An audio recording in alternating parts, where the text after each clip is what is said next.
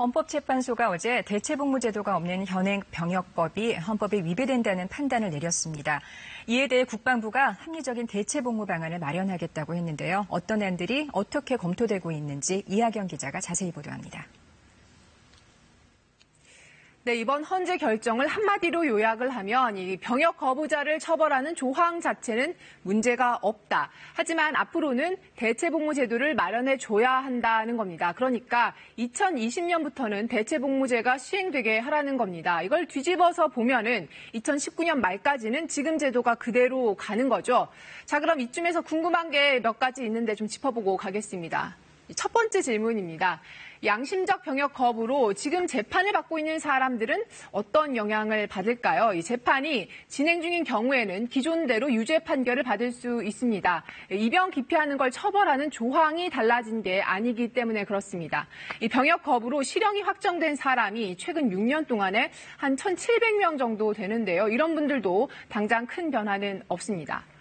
그럼 당장 달라지는 건 없더라도 이 달라질 가능성은 열려 있을까요? 네, 그렇습니다. 이게 무슨 얘기냐면요. 이번 헌재 결정을 다시 한번 보면은 이해가 좀 쉬우실 겁니다. 이 헌재가 정당한 사유 없이 병역을 거부를 하면 처벌받는다는 조항은 합헌이다 이렇게 판단을 했잖아요. 그런데 여기서 이 정당한 사유 이게 뭘 말하는지, 양심적 병역 거부도 여기에 해당이 되는 건지 이걸 대법원이 조만간 다시 결정을 합니다. 8월에 대법원이 양심적 병역 거부 사건을 전원 합의체에 회부를 하고요. 공개 변론을 합니다.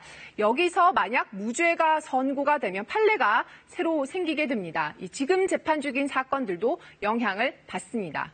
헌재의 이번 결정을 두고 개인의 신념을 존중한 결정이다. 아니다. 현역 복무자들이 느낄 박탈감은 어쩔 거냐. 이렇게 엇갈린 반응들이 나오고 있습니다.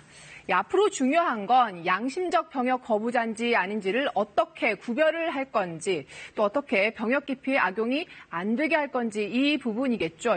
국방부가 최대한 빨리 제도를 마련하겠다고 했습니다. 어떤 안들이 거론되고 있는 건지도 좀 보겠습니다.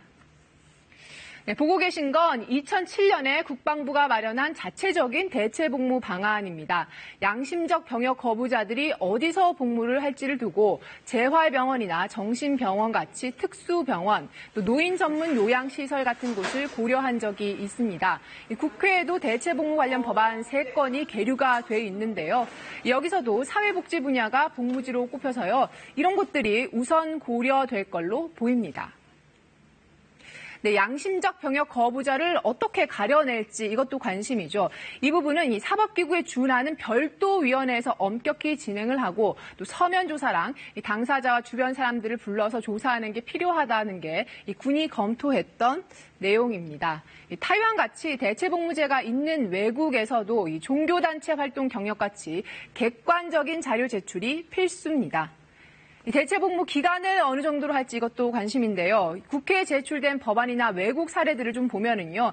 대부분 현역 복무의 1.5배에서 2배 사이입니다. 또 현역 복무자와 형평성을 고려해서 이 근무 형태는 합숙형으로 할지 출퇴근으로 할지도 풀어야 할 부분입니다. KBS 뉴스 이하경입니다.